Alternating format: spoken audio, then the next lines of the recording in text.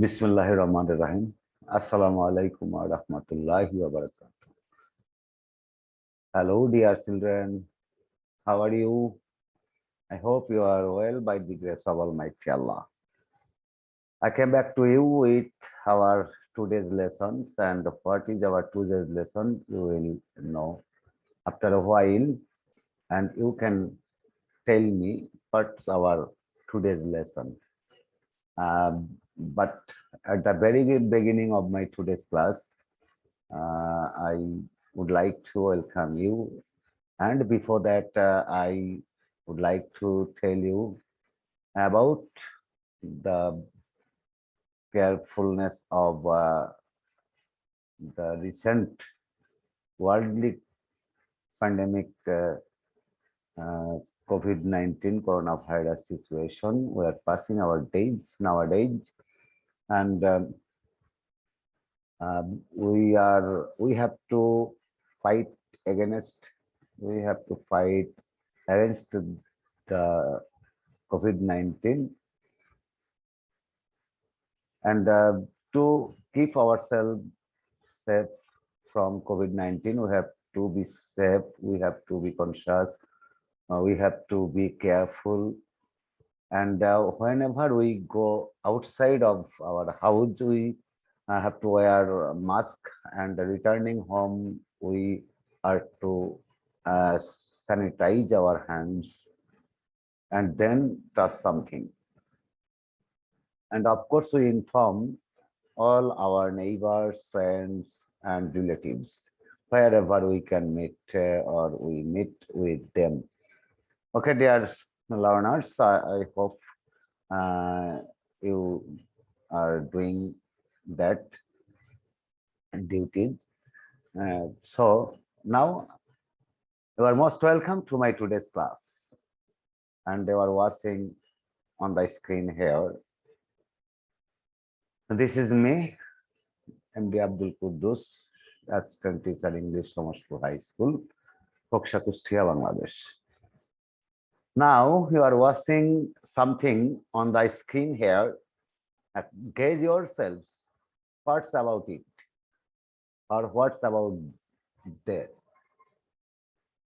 তোমরা একটু অনুমান করো যে এই স্ক্রিনে বা ছবির উপরে যে স্যাম্বল গুলো দেওয়া রয়েছে এই স্যাম্বল গুলো কি? Gauge yourself. আমি অলরেডি ইতোমধ্যেই তোমরা হয়তো ধারণা করেছো, আমি এটাকে অমিট করে দিচ্ছি এবং দেখো তোমাদেরকে জানতে চাইছি যে হোয়াট আর দি স্যাম্বলস, এই চিহ্ন বা প্রতীকগুলো আসলে কি বা সংকেতগুলো কি? অবশ্যই উত্তর ইতোমধ্যেই তোমাদের কাছে চলে এসেছে, তথাপিও তোমাদের জানার স্বার্থে তোমাদেরকে সুবিধার্থে এখন যাতে তোমরা আমার সাথে ম্যাচ করে নিতে পারো সেজন্যই বলছি, these are nothing but punctuation marks. ইতোমধ্যেই we have completed our 4 episodes, but today is our final episode about punctuation marks, and two were about capitalizations, capital using capital letters, and two were about punctuation marks. And today's class is the final episode for punctuation marks. Okay, dear learners, you have already understood what's our today's lesson or today's topic. Today's topic is punctuation marks. Here you are watching. Now, the today's first class, আমরা punctuation marks এর পূর্ববর্তী ক্লাসে যা শিখেছিলাম সেখানে full stop সম্পর্কে জেনেছিলাম এবং কমা সম্পর্কে জেনেছিলাম। তো আমরা আজকে আসছি ঠিক তার পরবর্তী যে 3 নাম্বার স্ট্রাকচার রুলস, সেই 3 নাম্বার রুলস এর মধ্যে রয়েছে ইউজ অফ সেমিকোলন। তাহলে আমরা ফুল স্টপ শিখেছিলাম যে যেখানে বক্তার স্টেটমেন্ট থাকে সেই স্টেটমেন্টের শেষে একটা ফুল স্টপ বসে, আর কমা শিখেছিলাম যে স্বল্প বিরতির ক্ষেত্রে, এবং সেখানে বেশ কয়েকটা নিয়ম শিখেছিলাম। অনেকগুলো নিয়ম আমরা শিখেছিলাম যে একাধিক সেম পার্টস অফ স্পিচ থাকলে সেক্ষেত্রে শেষ দুইটার মাঝখানে এন্ড অথবা বাট বসে, বাকিগুলোর ক্ষেত্রে একটার পর একটা কমা বসে যায়। আমরা সহজ নিয়ম শিখেছিলাম যে total numbers of parts of speech -2 is equal to commas. আশা করি বুঝতে পারছো। আমরা সেমিকোলন সম্পর্কে একটু দেখে নিই এখন। দেখো একটা পিকচার দেখতে পাচ্ছ, দুইটা পিকচার চলে আসলো আমাদের সামনে। One is playing cricket and others are watching that and enjoying the match here. তো তারা কি বলছে, Ratul is playing cricket and hitting the cricket ball very smartly. তো আমরা এখানে যেটা বলছি সেটা হচ্ছে, এখানে যারা দর্শক তোমরা দেখতে পাচ্ছ পাশের ছবি ডান পাশের যে পিকচার, সেটাতে তারা বলছে we went to the playground, played cricket well, মানে Ratul went to the playground, played cricket well, we ourselves enjoyed his play. তাহলে আমরা বুঝতে পারছি যে রাতুল মাঠে প্রবেশ করলো এবং সে ভালো ক্রিকেট খেললো, আর আমরা তার খেলাকে উপভোগ করলাম। তো এই জায়গা যে বিষয়টা আমরা লক্ষ্য করছি সেটা হচ্ছে, দেখো গ্রাউন্ডের পরে একটা সেমিকোলনের ব্যবহার হয়েছে, ওয়েলের পরে একটা সেমিকোলনের ব্যবহার, এবং লাস্টে দেখো ফুল স্টপ ব্যবহার করেছে। তো কেন আমরা একটু দেখে নিই কেন। Semicolon is use to stop longer than comma, অর্থাৎ সেমিকোলনটা কমার চেয়ে একটু দীর্ঘ সময় স্থায়ী হয়। হ্যাঁ, ইট লাস্ট লং টাইম দেন কমা, অর্থাৎ কমাটা যতটুকু সময় স্থায়ী হয় তার থেকে একটু বেশি সময় স্থায়ী হয়। আশা করি বুঝতে পারছো। আমরা এই সেমিকোলনের নাম্বার 2 যেটা, সেটা একটু জেনে নেই। 2 নাম্বার রুলসটা হচ্ছে এরকম, দেখো আমরা এখানে লিখেছি he had all the qualifications yet he did not get the job. তার অর্থ হচ্ছে যে এখানে দেখো একটা কোঅর্ডিনেটিং কনজাংশন রয়েছে, এবং কোঅর্ডিনেটিং কনজাংশনের ক্ষেত্রে যদি দেখা যায় সেখানে ইয়েট থাকে, দেন থাকে, তাহলে এসব ক্ষেত্রে আমরা ব্যবহার করি। দেখো আমি এখানে নোটটা দিয়ে দিয়েছি, তোমরা নোটটা যদি একটু পজ করে রেখে দাও তাহলে আরো সহজ হয়ে যাবে। দেখো আমি একটু বলছি, if a coordinate clause is added with therefore, অর্থাৎ দেয়ারফর থাকে এরপরে, yet, then, however, so, otherwise, still, nevertheless, or expresses opposite meaning, semicolon is then used between coordinate conjunction. অর্থাৎ দেখো এখানে এই যে সেমিকোলনটা এখানে ব্যবহৃত হয়েছে এই ইয়েটের ঠিক আগে, অর্থাৎ ইয়েটের এই কনজাংশনের ঠিক পূর্ববর্তীতে এই সেমিকোলনটা বসবে। তাহলে আমরা বুঝতেই পারছি যে কোঅর্ডিনেটিং ক্লজ যদি থাকে, সেই ক্লজের ক্ষেত্রে ক্লজটা যদি কি দ্বারা যুক্ত হবে, এন্ড বাট ইয়েট না, এন্ড বাট নয়, এখানে যেটা বসবে দেয়ারফর দেন ইয়েট, অর্থাৎ আমি এখানে যেগুলো দিয়েছি স্টিল, হ্যাঁ, এইগুলোর আগে এইগুলো যদি থাকে এই কোঅর্ডিনেট ক্লজে, অর্থাৎ এটা তো কম্পাউন্ড সেন্টেন্স, তাই না? কম্পাউন্ড সেন্টেন্সের কোঅর্ডিনেট ক্লজের আগে কোঅর্ডিনেট যেটা করবে সেইটার আগেই আমাদের এই সেমিকোলন ব্যবহার করতে হবে। আশা করি বুঝতে পারছো বন্ধুরা। চলে যাই আমরা আমাদের নেক্সট অপশনে। আমাদের নেক্সট যে স্লাইড এবং নেক্সট যেটা ব্যবহার সেটা হচ্ছে কোলন। আমরা কোলন দেখছি, দুইটা ফুল স্টপ উপর আর নিচে, দুইটা ফুল স্টপ থাকবে, উপরে একটা নিচে একটা, তাহলে সেটাকে আমরা কোলন বলবো। আর আমরা সেমিকোলন যেটা শিখেছিলাম সেটা কিন্তু ফুল স্টপ নিচে কমা, তাহলে ফুল স্টপ এবং নিচেই কমা দিলে পরে যেটা হয় সেটা হচ্ছে সেমিকোলন। আর ডাবল ফুল স্টপ যদি একসাথে ব্যবহৃত হয়, তাই বলে আবার পরপর না, উপর নিচে, তাহলে সেটা হয়ে যাবে কোলন। তা আমরা কোলনটা কোথায় ব্যবহৃত হয় একটু দেখে নিই। দেখো there are two kinds of voice, যেমন আমরা যদি বলি there are 5 kinds of sentence, তাহলে আমরা বলবো তারপরে ওইগুলো উল্লেখ করবো যে হ্যাঁ, assertive, interrogative, imperative, optative, exclamatory, এরকম যদি আমরা বলি।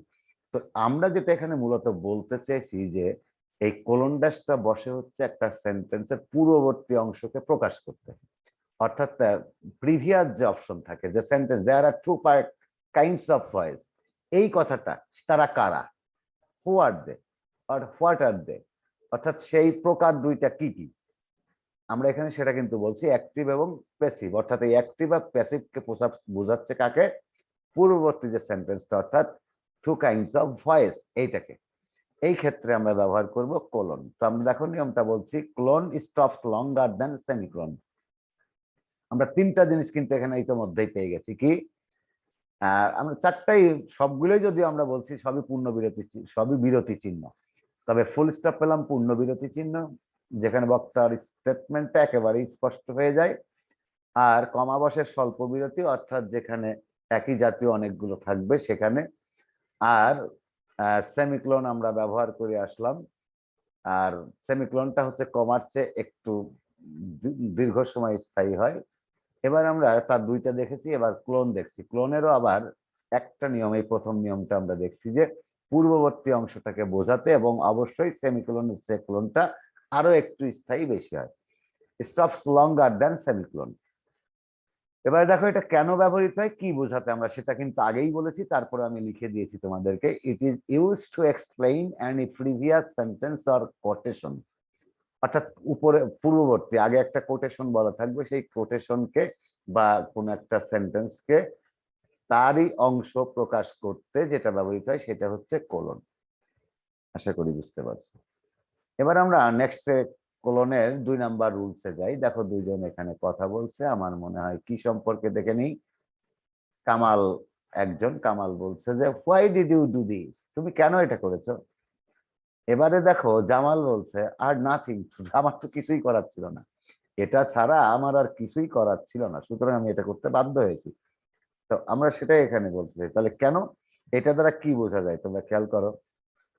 ডায়ালগ, কনভারসেশন, কোন ড্রামা যদি হয়, ড্রামা নাটকের অংশে কেউ বলবে, আরেকজন বলবে, তার উত্তরে আরেকজন বলবে, এরকম তার অর্থ আমরা বোঝাতে চাইছি। কোলনের আরেকটা ব্যবহার হচ্ছে ডায়ালগ বা কনভারসেশন আর ড্রামা বা নাটকের সংলাপ বোঝাতে, সেক্ষেত্রে আমরা কোলন ব্যবহার করতে পারি, এবং আমি সেটা উদাহরণ এখানে দেখিয়েছি। এবারে দেখো নোটটা কি বলছে, it is used between the name of the speaker and his speech at the time of drama or dialogue. Sorry. তা আমরা বুঝতে পারছি যে এখানে স্পিকার কি বলছে সেটা, এবং স্পিকার এবং স্পিকার যা বলছে সেই দুইটার মাঝখানে। দেখো স্পিকারটা কে ছিল? কামাল।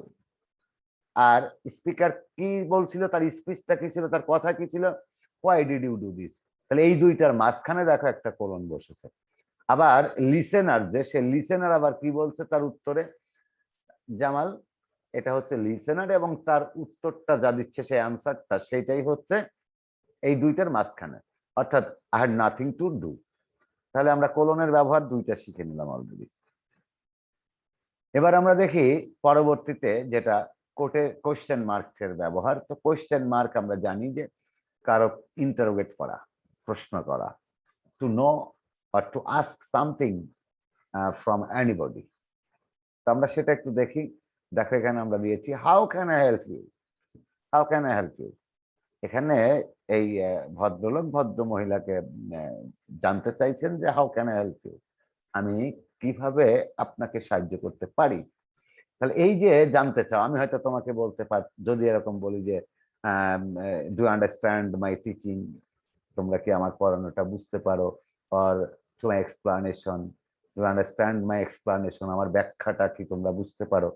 তো এই যে বিষয়টা, তাহলে আমি তোমাদেরকে জানতে চাই যে where is your mother, how are you, how do you do. আমরা যদি এরকম বলি when did you come here, তাহলে এইগুলো প্রশ্ন করা আছে, টু আস্ক সামথিং। এটাই হচ্ছে প্রশ্নবোধক থাকলে সেখানে একটা কোশ্চেন মার্ক বা ইন্টারোগেটিভ মার্ক বসে। দেখো এখানে আমরা বলছি question mark is used after interrogative sentence, interrogative সেন্টেন্সের শেষে একটা প্রশ্নবোধক চিহ্ন বসে। তো আমরা দেখি এক্সক্লামেশন মার্ক আসবে। তো এক্সক্লামেশন মার্ক আমরা জানি we usually or we use exclamation mark in an exclamatory sentence, অর্থাৎ যেখানে শুধু সেন্টেন্স না, আমরা এখানে যেটা দুইটা আমি দেখাচ্ছি, একটা হচ্ছে ইন্টারজেকশন আর একটা হচ্ছে সেন্টেন্স। তাহলে একটা হচ্ছে ইন্টারজেকশনের পরে এক্সক্লামেশন মার্ক বসে, আর একটা এক্সক্লেমেটরি সেন্টেন্সের পরে একটা মার্ক বসে। তো আমি সেখানে যাওয়ার আগে তোমাদেরকে দুইটার একটু পার্থক্য, ডিফারেন্সটা একটু বুঝাই আগে। সেটা হচ্ছে ইন্টারজেকশন। কি ইন্টারজেকশন? হচ্ছে আবেগ সম্বলিত কোনো কিছু, বা হঠাৎ আকস্মিক কোনো আবেগ, দুঃখ, আনন্দ, হর্ষ, বিষাদ, হ্যাঁ, এরকম যদি বোঝায় এটা যে শব্দ দ্বারা শুধু, তাহলে ইন্টারজেকশন হচ্ছে অনলি আ ওয়ার্ড।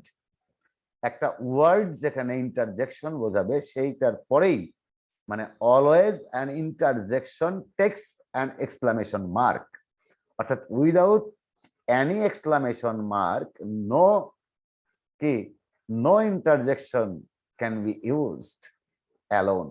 একা একা কোনো ইন্টারজেকশন বসতে পারে না without the help of an exclamation mark. তো আমরা বুঝতেই পারছি। আর এক্সক্লেমেটরি সেন্টেন্সটা কি? সেন্টেন্স আমরা বুঝতে পারছি, সেন্টেন্স অর্থ কি? বাক্য। তাহলে এখানে একটা হচ্ছে শব্দ আর একটা হচ্ছে বাক্য, যেটা শুরু হয় হাউ, হোয়াট দ্বারা এবং ভার্ব দ্বারা শেষ হয় সাধারণত। এক্ষেত্রেও শেষে এক্সক্লেমেশন মার্ক হয়। তার প্রথমটা আমরা ইন্টারজেকশনের ক্ষেত্রে দেখে নিই একটু। দেখো, আমরা এখানে যে ছবিটা দেখছি, একটা শিশু হাসপাতালের বেডে রয়েছেন আহত অবস্থায়, এবং তার বাবা মা বা তার মা কি আকুতি জানাচ্ছে। হঠাৎ একটা দুর্ঘটনা ঘটে গেছে, দুর্ঘটনা কবলিত হয়ে এই শিশুটা এখন খুবই আহত অবস্থায় রয়েছে। আর তার মা এখানে চিৎকার করছেন, স্রষ্টার কাছে বিনীত আবেদন জানাচ্ছেন, হ্যাঁ, তার সন্তান যেন ভালো হয়ে যায়, এবং কি অসহায় তার এখানে বলা হচ্ছে। তাই মহিলাটা কি বলছে? আলাস, হায়, আন্ডান, আমি কি অসহায়। তাহলে এই যে কথাটা এখানে বলছে, এই দেখো অ্যালাস, এই অ্যালাস শব্দটা কি? What do you know about the word alas here? Alas, হায়। তো এটা কি? অবশ্যই এখানে তার যে অসহায়ত্ব, সেই অসহায়ত্বটাকে বোঝানো হয়েছে। আমার মনে হয় তোমরা এটা অবশ্যই বুঝতে পারছো যে এই এটা দ্বারা কি বোঝানো হয়েছে। তাহলে আমরা বলছি যে এই যে মা তার সন্তানের জন্য, সন্তান আহত হওয়ার কারণে চিৎকার করে বলছেন যে হায়, আমার কি সর্বনাশ হয়েছে, আমার কি সর্বনাশ হলো। তাহলে মায়ের সন্তানটা যখন ক্ষতিগ্রস্ত হয়েছেন, আহত হয়েছেন, তখন মা খুবই সর্বনাশা বলেই নিজেকে মনে করেন, তার সর্বনাশ হয়। তো এটাই আর কি, এক্সক্লামেশন মার্ক এখানে ব্যবহার করেছি। এখানে এই যে অ্যালাস শব্দটা তোমরা দেখতে পাচ্ছ, এই অ্যালাস শব্দটার নাম হচ্ছে ইন্টারজেকশন। তার মানে এখানে ভদ্র মহিলার যে সর্বনাশ হওয়ার, ক্ষতিগ্রস্ত হওয়ার যে আকুতি, সেই আকুতিটা এখানে প্রকাশ পাচ্ছে। সুতরাং এটা interjection, and so we have to use an exclamation mark here. নোটটা দিচ্ছি আমরা, দেখো এটা নোট আমরা প্রত্যেকটার ক্ষেত্রে দিয়ে দিচ্ছি, এটার ক্ষেত্রেও ব্যত্যয় ঘটেনি। Exclamation mark is used after interjection, যেটা আমি অবশ্যই বারবার এখানে বলেছি। এখন আমরা যাব যে আমাদের পরবর্তী যেটা এক্সক্লেমেটরি সেন্টেন্সের ক্ষেত্রে এক্সক্লামেশন মার্ক ব্যবহার করব, সেটার ক্ষেত্রে।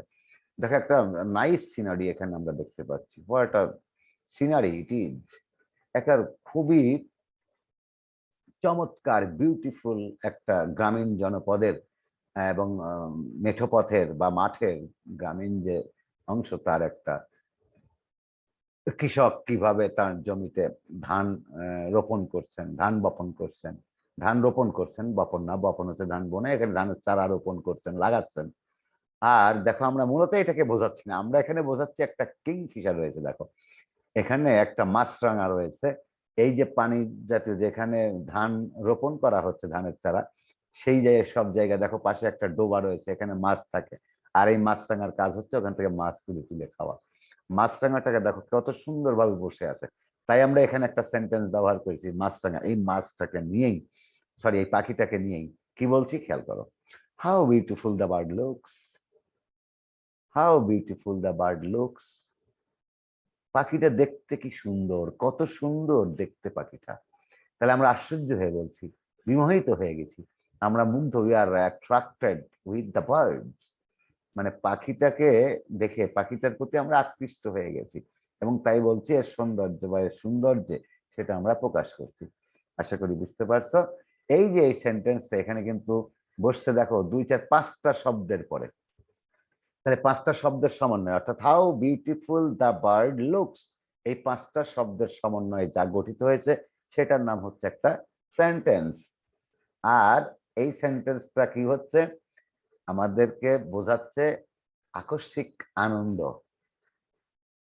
আনন্দ বোধ দিচ্ছে, সেজন্য এটা এক্সক্লামেশন মার্ক বসছে। আশ্চর্য হয়ে গেছি পাখিটার সৌন্দর্য দেখে আমরা। ওকে, তো আমরা দেখছি যেটা আগেই বলেছিলাম, একই রকম ব্যাখ্যা, exclamation mark is used after exclamatory sentence. আশা করি সবাই বুঝতে পারছো। আহ, শিক্ষার্থী বন্ধুরা, তোমরা অবশ্যই ক্লাসটিকে সুন্দরভাবে উপভোগ করবে, বাসায় এটাকে বারবার ট্রাই করবে, প্র্যাকটিস করবে, এরকম সেন্টেন্স তৈরি করবে। আমি একটা সেন্টেন্স বলেছি, how beautiful the bird looks, তুমি বলতে পারো what a fool I am, what a nice girl she is বা শি লুকস, তাই না? How beautiful the girl is, তাই না? How beautiful our land is, how nice our Bangladesh is আর looks. তাহলে এরকম আমরা বলতেই পারি। তো ওকে বন্ধুরা, আমরা নেক্সট এপিসোডে যাই। আহ, সেটা স্লাইড দেখো। এখানে আমরা ইনভার্টেড কমা এর ব্যবহার দেখো। দেখো একটা ঘোড়ার পৃষ্ঠে, ঘোড়ার পিঠে একটা শিশু কি সুন্দরভাবে ঘুমিয়ে আছে, একেবারে মানে অপলক দৃষ্টিতে চেয়ে থাকতে ইচ্ছে হয়, তাই না? অত্যন্ত চমৎকার এই দৃশ্যটা। তো আমরা সেখানে কি বলছি? আমরা বলছি না, আমাদের কাছে ভালো লাগছে, কিন্তু দেখো শিশুটা, সরি, শিশুটা কি বলছে খেয়াল করো। শিশুটা বলছে যে how comfortable the horse back is, ঘোড়ার পৃষ্ঠটা কি সুন্দর, কি আরামদায়ক। সেই দ্য লিটল গার্ল, এই ছোট্ট শিশুটা ঘোড়ার পিঠে শুয়ে একেবারে আনন্দের সাথে বলছে যে ঘোড়ার পিঠ কি আরামদায়ক। তাহলে এটা আশ্চর্য হয়ে গেছে, আর বলছে এটা exclamation mark, exclamatory sentence, but হোয়ার? এই এক্সক্লেমেটরি সেন্টেন্সটা কোথায় ব্যবহৃত হয়েছে? Where we have used the sentence. সেন্টেন্সটা দেখো ব্যবহৃত হয়েছে কার মাধ্যমে? একটা ছোট্ট শিশুর মাধ্যমে। সেই শিশুটা, সেই ছোট্ট মেয়েটি বলছে এই কথাটা। তাহলে এখানে আমরা বুঝতে পারছি এটা ডাইরেক্ট স্পিচ রয়েছে। তো ডাইরেক্ট স্পিচ বলতে এখানে রিপোর্টেড স্পিচ হচ্ছে how comfortable the horse back is. এই রিপোর্টেড স্পিচটা শুরুতে এবং শেষে ইনভার্টেড কমা বসবে। তাহলে ইনভার্টেড কমা আমরা বুঝলাম কোথায় বসে। আমরা দেখলাম যে ইনভার্টেড কমা বসে সাধারণত কয়েকটা নিয়মে বসে। তার ভিতরে আমি প্রথম নিয়ম যেটা দিয়েছি সেটা হচ্ছে ডাইরেক্ট স্পিচে স্পিকার এবং লিসেনার থাকে। সেই স্পিকার এবং স্পিকার লিসেনারকে যা বলে, অর্থাৎ স্পিকার লিসেনারকে যা বলে, if there is no listener, speaker, what the speaker says is called reported speech. And at the very beginning of the reported speech and ending of the reported speech, we have to use inverted comma, inverted comma. দেখো আমার এই ফ্রেজটা যদি হয় reported speech, তাহলে দুই পাশে একটা নিচে এবং একটা উপরে এরকম বসবে, তাই নাকি? নো, এই নিচে যেটা বসবে সেটা তো কমা। এই দেখো এইভাবে বসবে, দুইটা বসবে এইভাবে, ইনভার্টেড কমা, ইনভার্টেড কমা। আশা করি বুঝতে পারছি। তবে আমি এখানে সিঙ্গেল দেখাচ্ছি, বসবে দুইটা করে। কয়টা করে বসে? দুইটা করে, একটা সোজা আর একটা উল্টা। এইটা বসে সোজা আর এইটা বসে উল্টা, এটা মাথায় রাখবে। ওকে, অর্থাৎ বামে ডাবল উল্টা কমা আর ডাইনে সোজা ডাবল সোজা কমা, এরই নাম ইনভার্টেড কমা। আশা করি বুঝতে পারছো। নেক্সট ইনভার্টেড কমা নাম্বার, কমার যে রুল, সেটা 2 নাম্বার রুলটা আমরা বলছি যে কাউকে যদি কোট করে কোনো কথা বলা হয়, কোনো ব্যক্তি বা কোনো বস্তুকে বা কোনো কিছুকে যদি কোটেশনে নিয়ে যাওয়া হয়, কোটেশন আকারে ব্যবহার করা হয়, অর্থাৎ কোট করে কথা বলা হয়, তাহলে সেখানে আমরা বলি, কারো উদ্ধৃতি দিয়ে, কারো উল্লেখ করে যদি কোনো কথা বলা হয়, রেফারেন্স দিয়ে যদি কথা বলা হয়, তাহলে সেক্ষেত্রে আমরা ইনভার্টেড কমা ব্যবহার করে থাকি। দেখো এখানে আমরা লিখছি William Shakespeare was called the name of England's kings. আচ্ছা, আমি যদি এখানে এভাবে বলতাম যে Kazi Nazrul Islam is called the rebel poet of Bangladesh or national poet of Bangladesh, আবার যদি আমরা বলতাম রবীন্দ্রনাথ ঠাকুর is called the world poet, তাহলে আমরা কাকে বলছি? রবীন্দ্রনাথকে। কাকে বলছি? নজরুলকে। কাকে বলছি, যেমন আমি যদি বলি যে Bangabandhu Sheikh Mujibur Rahman is called the nation's father of Bangladesh. বাংলাদেশের যে জাতির পিতা তাকে বলা হয় কাকে? বঙ্গবন্ধু শেখ মুজিবুর রহমানকে। তাহলে আমরা কাউকে কোট করে যদি কোনো কথা বলি, তাহলে সেক্ষেত্রে আমরা ইনভার্টেড কমা ব্যবহার করব। আশা করি বুঝতে পারছো তোমরা। আর নোটটা দেখো এখানে, inverted comma is use to quote a name. কোনো নাম যদি কোট করে বলতে হয়, তাহলে সেক্ষেত্রে, যেটা আমি বারবার বলছি, আশা করি তোমরা এটাও বুঝতে পারছো। নেক্সট নাম্বার 8, সিঙ্গেল কোটেশন, অর্থাৎ ডাবল না, সিঙ্গেল কোটেশন। আমরা ইনভার্টেড কমার ক্ষেত্রে কিন্তু ডাবল কোটেশন ব্যবহার। সিঙ্গেল কোটেশনটা কি আমরা একটু দেখে নিই। Why do use what? এই হোয়াট এখানে একটা সিঙ্গেল কোটেশন। এই হোয়াটটা কি প্রশ্ন করছি আমরা, যা এই সেন্টেন্সেরই একটা শব্দ হিসেবে ব্যবহার করা হবে। এমন একটা শব্দ, এমন একটা শব্দ আমরা এই সেন্টেন্সে ব্যবহার করেছি, প্রশ্ন করছি যে এটা দেখো হোয়াট দ্বারাও কি বোঝাচ্ছে, এটা প্রশ্ন করা বোঝাচ্ছে। আবার দেখো হোয়াই ডু ইউজ, এটাও কিন্তু প্রশ্ন। তাহলে আমরা বলছি যে এই যে হোয়াট, এই সেন্টেন্সের মধ্যে only a word, not a interrogative word. আশা করি বুঝতে পারছো। তো আমরা তারপর নোটটা দেখি। We use what to make interrogative sentence and relate sentences, অর্থাৎ সম্পর্কিত সেন্টেন্স বোঝাতে। তার অর্থ দাঁড়াচ্ছে কি দেখো, single quotation is use to mention a word specially in a sentence. কোন একটা সেন্টেন্সের মধ্যে বা বাক্যের মধ্যে এটা একটা মূলত বা প্রকৃতপক্ষে একটা শব্দ বোঝাতেই এই শব্দটা বোঝাতেই এখানে ব্যবহৃত হয়, মেনশন করা হয়। আশা করি বুঝতে পারছি। Use of apostrophe. তো অ্যাপোস্ট্রফি আবার কয়েক ভাগে হয়, তার মধ্যে আমরা দেখি প্রথম যে নিয়মটা, অ্যাপোস্ট্রফি কমা তোমরা জানো, অনেক পড়েছো ছোটবেলা থেকে। হোয়াটস ইওর নেম, তাই না? I've taken my, I've lost my pen. I would like to take dinner. I would like to take or eat fish. এরকম I would have done the work. I've done the work that I had. এরকম এটা এই যে ব্যবহার করা। This is your, this is yours. This is yours. মানে your pen is finer than mine. তো এটা না বলে আমি বলছি yours, বা Russell's shirt is finer than that of Ratul, এরকম হতে পারে। তো আমরা দেখি সেই অ্যাপোস্ট্রফি কার্ড। এখানে দেখো আমরা একজনকে দেখতে পাচ্ছি, এটা এখানে যে নামে, আমরা যদি রাসেল বলি রাসেল, রাতুল বললে রাতুল, জিসান বললে জিসান, রহিম বললে রহিম, এবং তার হাতে একটা বই রয়েছে। তাহলে দুইজনের আমরা দুইটা জিনিস এখানে লক্ষ্য করলাম। এবং দেখি এবার জিসান আর বুক, তার মানে ছেলেটা হচ্ছে জিসান এবং তার এই বই। আমরা এটাকে এখন একসাথে কি বলতে পারি? জিসানস বুক। দিস ইজ জিসানস বুক। যেমন এখানে রয়েছে দিস ইজ মাই পেন, আমি যদি বলি দিস ইজ হিজ পেন, না বলে আমি বললাম this is Karim's pen, this is Ratul's pen, এরকম বলতে পারি। তাহলে এটা কি হচ্ছে? এটাকে আমরা বলছি পসেসিভ কেস আকারে ব্যবহৃত হয়েছে, possessive case. I have a pen, আমরা এটা না বলে বলছি আভ আ পেন, আভ আ পেন। এই দেখো সংক্ষেপে লিখছি আমরা। যখন এই যে কমাটা আসছে, দেখো জিসানের পরে একটা মাথার উপরে একটা কমা দিয়ে তারপরে এস দেওয়া হয়েছে, অর্থাৎ জিসানস বুক, দিস ইজ জিসানস বুক। তার মানে আমি যদি বলতাম যে there is a boy named Zisan whose have, who has a novel, who has a book, এরকম আমরা বলতে পারতাম। তো এখানে অফ আ পেন, তাহলে আমরা নোটটা দেখি কি বলছি। Apostrophe comma is used in possessive case and as contraction form। দেখো নিচে যেটা বলছি আমরা এটাকে বলছি কন্ট্রাকশন ফর্ম। কন্ট্রাকশন ফর্ম মানে সংক্ষেপণ রূপ, সংক্ষিপ্ত রূপ, যেটা সংক্ষেপণ করা। আই হ্যাভ, দেখো এখানে এইচ এর এইচ এ এই দুটা বাদ চলে গেছে, ওখানে একটা কমা বসছে, সেই কমাটার নাম হচ্ছে অ্যাপোস্ট্রফি কমা, সংক্ষিপ্ত।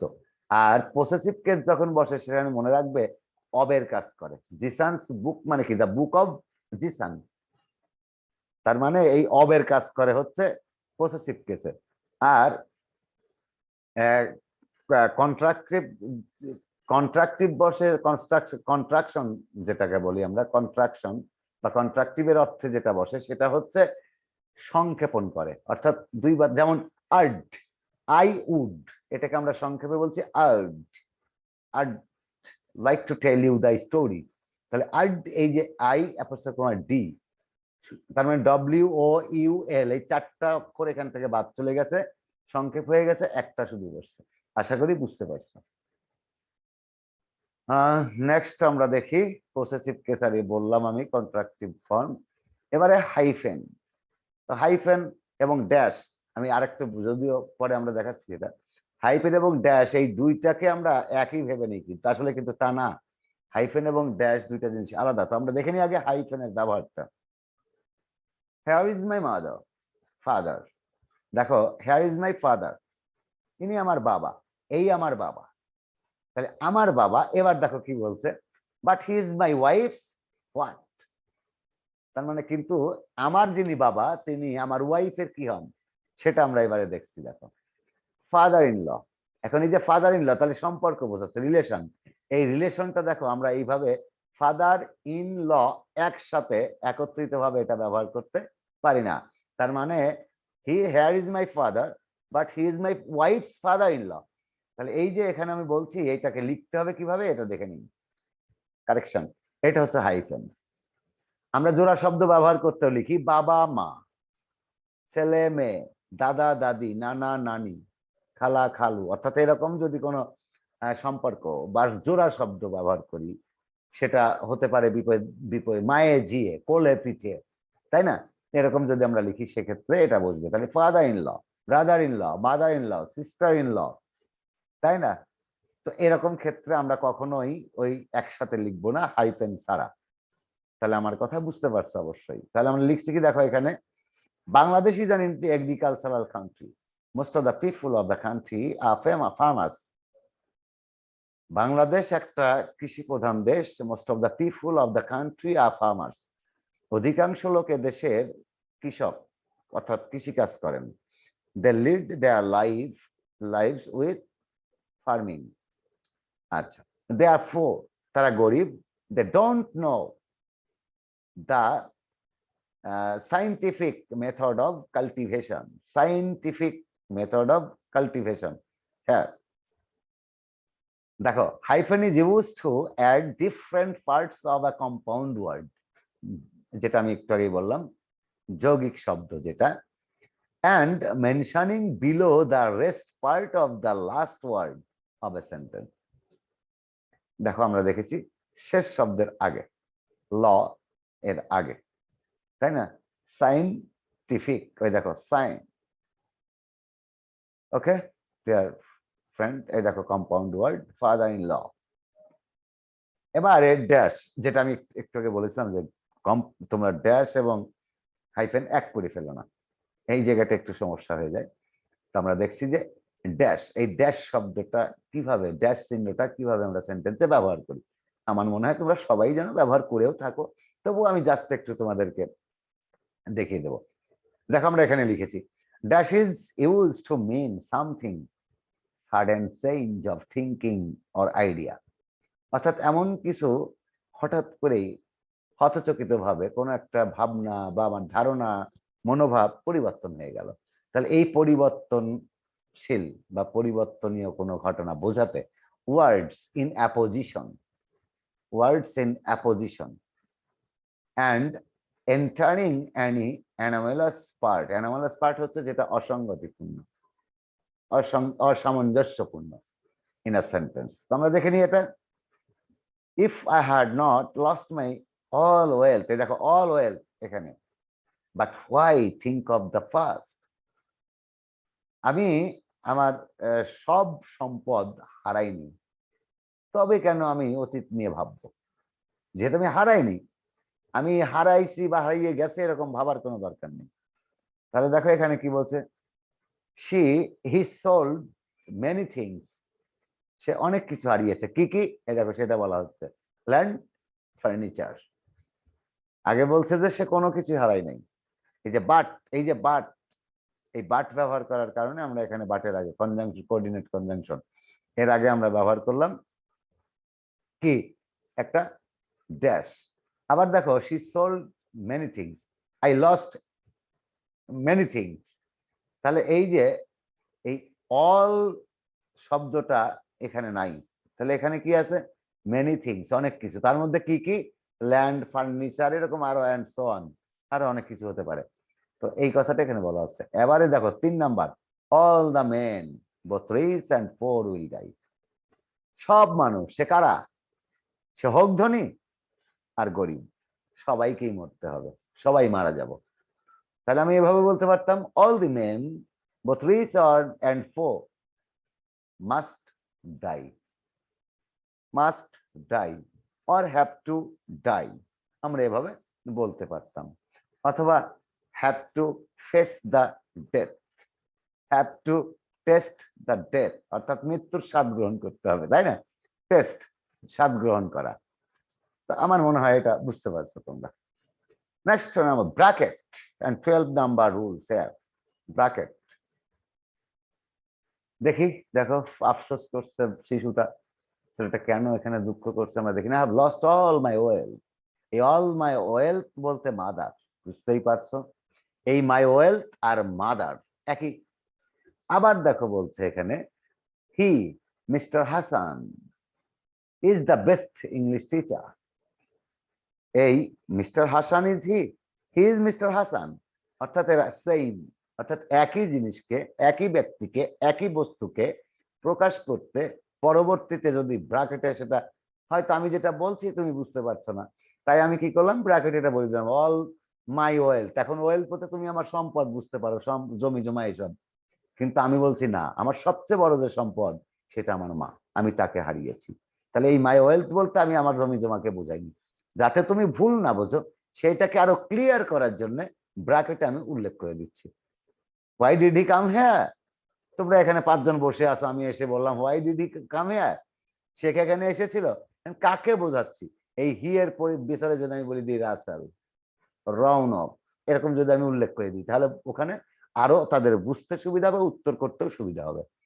এটাই যে ব্যবহার করব, একই ব্যক্তি, বস্তু বা প্রাণীকে, একই জিনিসকে যখন আমরা প্রকাশ করতে ব্যবহার করব তার প্রোনাউন বা অন্য কিছু, সেই ক্ষেত্রে আমরা উইদিন ব্র্যাকেটে ব্যবহার করে দেবো সেটা। এখন এই যে হি, মিস্টার হাসানকে বলে বেস্ট টিচার, ইংলিশ টিচার কে, মিস্টার হাসান, আমরা তাকে হি বলে সম্বোধন করছি। আশা করি বুঝতে পারছো। তাহলে দেখো মাই মাদার মানে all my wealth, he is equal two mister Hasan. তাহলে আমরা bracket is use to explain something clear of previous portion or to quote something in the sentence, যেটা আমি আগেই বললাম যে ওই পূর্ববর্তী যেটা রয়েছে, যেটাকে আমি বোঝাতে চাইছি, তুমি হয়তো সেটা নাও বুঝতে পারো, ওটাকে আরো স্পষ্ট করে দেওয়ার জন্য ব্র্যাকেটে উল্লেখ করে দিতে হয়।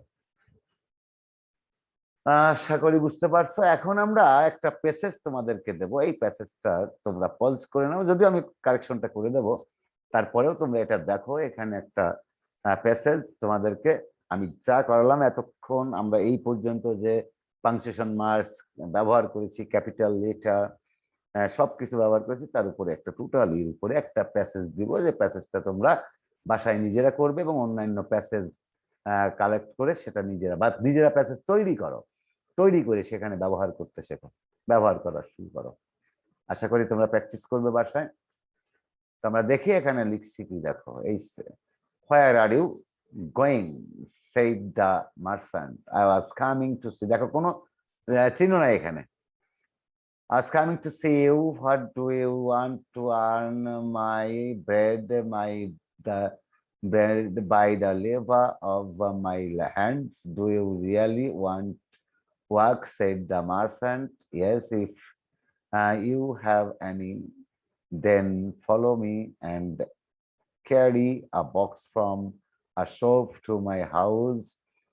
I do not see how I can do that, said the earth. দেখো এখানে কোনো অর্থই বোঝা যায়নি, তো আমরা সেই জন্য বলছি এটাকে তোমরা কিভাবে বলবে। দেখো সেভ দ্য মার্চেন্ট, এখানে স্পিকার রয়েছে, তার অর্থ সেই বলছে হোয়ার আর গোয়িং, তাহলে আমরা এখানে ডাইরেক্ট স্পিচ পেয়ে যাচ্ছি। আমরা শিখে আসলাম ডাইরেক্ট স্পিচের ক্ষেত্রে স্পিকারের যে কথাটা সেটা শেষ হওয়ার সাথে একটা কমা ব্যবহৃত হবে। আবার যখন রিপোর্টেড স্পিচটা শুরু হবে, অর্থাৎ স্পিকারের যে স্পিচ যেটা শুরু হবে, সেখানে ইনভার্টেড কমা দিয়ে শুরু হবে এবং ইনভার্টেড কমা দিয়ে শেষ হবে। তো আমরা সেটা দেখে নেব আছে। এরপর তারই উত্তরে আবার কি বলছে, I was coming to see you, আমি তোমাকে দেখতে যাচ্ছিলাম, আমি তোমাকেই দেখতে আসছিলাম। শেষ করে দিল প্রশ্ন, এটা প্রশ্ন, আবার প্রশ্ন করছে হোয়াট ডু ইউ ওয়ান্ট, তুমি কি চাও। এরপরে কিন্তু টু ওয়ান এটা আলাদা। তো আমরা দেখে নিই, এটা তোমার এখানে উত্তরটাই দেখে নিই তাহলে তোমাদের আহ আচ্ছা চেক অ্যান্সার আমি দিই, তোমরা একটু ভাবো, কয়েক সেকেন্ডে তোমরা নিজেরা ভেবে নাও, 1-2 মিনিট ভেবে নাও। Guess yourself what may be the answer or what which symbols we can use in the passage here. Gauge yourselves. আশা করি তোমরা ইতিমধ্যেই ভেবে নিয়েছো। তো এবারে তোমাদের ভাবনা আর আমার যে উত্তরটা করে দেওয়া, দুইটাকে একটু জাস্ট মিলিয়ে নাও, দেখো উত্তরটা কি হয়। তো একটু check your answer or match your answer with me. দেখো আমি যেটা বলছিলাম, where are you going, invert comma close, প্রশ্নবোধক মার্ক রয়েছে এখানে। সেড দ্য মার্চেন্ট, এই যে প্রশ্ন করা হয়েছে তাই প্রশ্নবোধক চিহ্ন, এটা ডাইরেক্ট রিপোর্টেড স্পিচ তাই এটা ইনভার্টেড কমা। আচ্ছা, I was coming to see you, আমি তোমাকে দেখতে আসলাম, বলা ওর শেষ হয়ে গেল। এবার আবার প্রশ্ন করা হচ্ছে হোয়াট ডু ইউ ওয়ান্ট, তুমি কি চাও। এবারে উত্তরে বলছে to earn my bread by labour, by the labour of my hands, আমি পরিশ্রম করে, শ্রম দিয়ে অর্থ উপার্জন করতে চাই, রুটি রুজির ব্যবস্থা করতে চাই। Do you really want to work, তুমি কি সত্যিই কোনো কাজ চাও, কাজ করতে চাও। Said the merchant, yes if you have any, যদি আপনার কোনো কাজ থাকে আমাকে দিতে পারেন। Then follow me and carry a box from a shop to my house. Okay, ঠিক আছে, তুমি আমাকে অনুসরণ করে এবং এই বক্সটা আমার এই দোকান থেকে আমার বাড়িতে নিয়ে এসো। I do not C how I can do that. হ্যাঁ, আমি তো দেখিনি, আমি দেখি না যে কিভাবে আমি সেটা করতে পারবো। সাইড দা ইয়াত, যে বক্তব্য। তো এই ছিল আমাদের আজকের ক্লাসটি। আশা করি আমাদের ফাইনাল এপিসোড এটা। আমরা অনেক রুলস আজকে শিখেছি, প্রায় 12-13টা রুলস শিখেছি। এর শাখা রুল, আমরা শাখা নিয়ম সূত্র শিখেছি, অনেক সূত্র আমি দিয়েছি এখানে। আমরা এ পর্যন্ত 5টা ক্লাস নিলাম তোমাদের পাংচুয়েশন মার্কস এর উপরে। তার মধ্যে যেহেতু পাংচুয়েশন মার্কস এর সাথে আমাদের ক্যাপিটাল লেটার ব্যবহারটা পড়ে, সে কারণে আমি এখানে 2টা ক্লাস তোমাদেরকে দিয়েছি, 2টা এপিসোড ছিল ক্যাপিটাল লেটারের উপরে, how we can use or where we can use capital letters and where we can use punctuation marks in the sentence or in the passage. We discussed or I made 3 episodes on punctuation marks and 2 episodes on capital letters, using capital letters. আশা করি তোমরা 5টি ক্লাসই সুন্দরভাবে আবার দেখে নেবে, সেখানে যেখানে যেটা প্রয়োজন হয় সেটা দেখবে। যদি কোথাও কোনো সমস্যা হয়ে থাকে, wherever you fall in danger or you don't understand or you can't understand my explanation, you may ask me or you may comment me in the comment box about my classes, and then I will reply or I will try my level best to explain you again on in the comments box. তো আশা করি সবাই ভালো থাকবে, সুন্দর থাকবে, স্বাস্থ্যবিধি মেনে চলবে। পরবর্তী ক্লাসে আমার সাথে আবার নতুন কোনো এপিসোড, নতুন কোনো টপিকস নিয়ে দেখা হবে। আর সে পর্যন্ত তোমরা সবাই ভালো থাকবে, সুন্দর থাকবে, সুস্থ থাকবে এবং স্বাস্থ্যবিধি মেনে চলবে। আল্লাহ হাফেজ।